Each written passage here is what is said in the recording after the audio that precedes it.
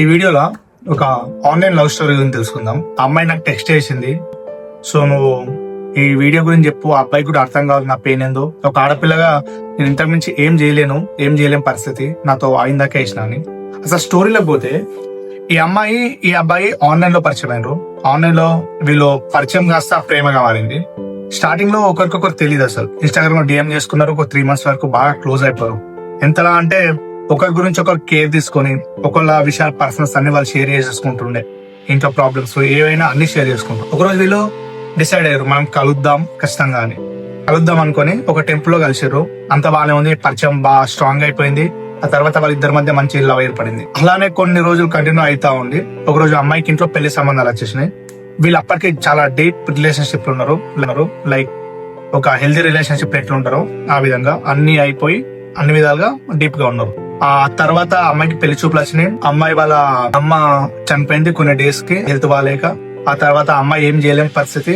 అమ్మాయి ఏమో చెప్పేసింది నువ్వు మా ఇంట్లో మాట్లాడంటే అబ్బాయి కూడా వెళ్ళి మాట్లాడలేదు అసలు. ఆ తర్వాత ఆ అబ్బాయి ఉంటాడు కదా, అబ్బాయి ఏం చేయలేని పరిస్థితి కాబట్టి వాళ్ళ మేన బావని పెళ్లి చేద్దామని ఫిక్స్ అయిపోయారు. ఎంగేజ్మెంట్ అయింది.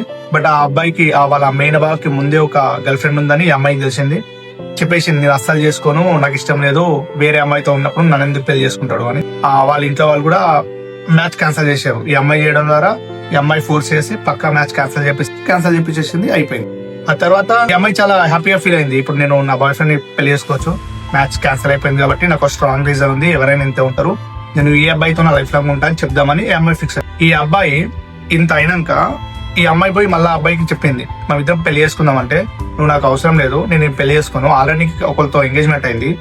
ఇఫ్ నేను కానీ ఇప్పుడు నేను పెళ్లి చేసుకుంటే సొసైటీలో నా పరవేవ్ అవుతుంది, ఎంగేజ్మెంట్ అయిపోయిన అమ్మాయిని ఎట్లా పెళ్లి చేసుకుంటావు అని నన్ను చీప్ గా వస్తారు, సో నేను పెళ్లి చేసుకోనని చెప్పేసిండు. ఆ అమ్మాయి ఏమో ఇష్టపడి పెళ్లి క్యాన్సిల్ చేపిస్తే ఈ అబ్బాయి ఏమో ఇప్పుడు ఇట్లా అంటుండు నేను ఏం చేయలేం పరిస్థితి అని ఆ అమ్మాయి చాలా ఫీల్ అయిపోతుంది. ప్రజెంట్ ఈ వీడియోగా నా అబ్బాయి చూస్తే ఏదైనా కొద్దిగా నా మారి ఆ అమ్మాయితో మాట్లాడతారు ఏమన్నాయి ఒక చిన్న హోప్. ఇలాంటి డిఎమ్స్ చాలా వస్తాయి ఇన్స్టాగ్రామ్ లో, డైలీ ఒక 50 కంటే ఎక్కువ వస్తాయి.